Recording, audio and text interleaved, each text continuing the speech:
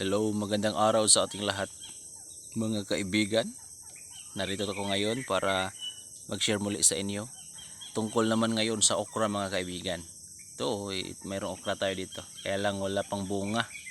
Maliit pa yung bunga niya mga kaibigan. Pag-usapan natin ngayon kung ano ang benepisyo na makukuha natin mula sa okra.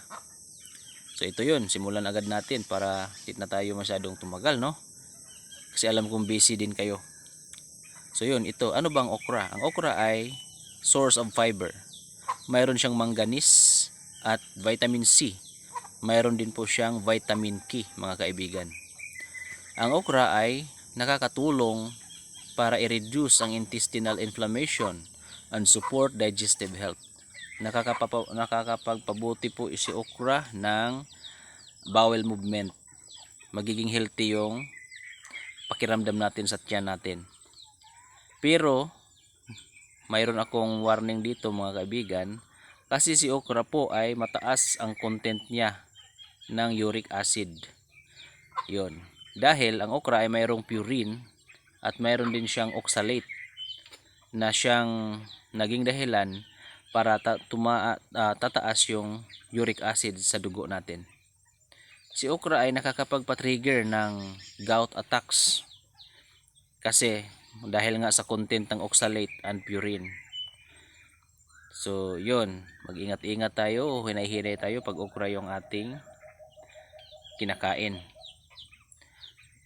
Ito okra. Pero ang okra ay nakakatulong din para i-lower yung blood pressure po mga kaibigan. Kasi it contains potassium. Yung potassium na yan ay nakaka-regulate ng fluid balance and can lower blood pressure. Sarap pa naman ng okra. Kaya lang, ngayon ko lang po nalaman din na nakaka-trigger pala ito ng gout attacks. Kasi sabi dito, okra is high in uric acid due to its high purine and oxalate content. These compounds can increase uric acid levels in the blood that can trigger gout attacks. All is because of its high purine and oxalate content that contributes to increased uric acid production in the body. Yan mga kaibigan, no? Sana ay na-share ko sa inyo ang isa sa pinaka-highlight pagdating sa okra.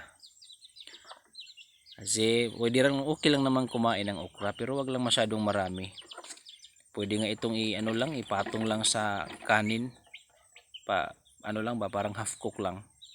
Libre na yun. Sausaw na lang natin sa tuyo or sa soy sauce. Libre na ang ulam. Pero moderation lang. So yun lang muna sa ngayon. Sana ay natulungan ko kayo tungkol sa okra. Marami siyang vitamins pero maghinay-hinay lalo na pag may mga gout at arthritis tayo. Magandang araw sa ating lahat. Have a nice day.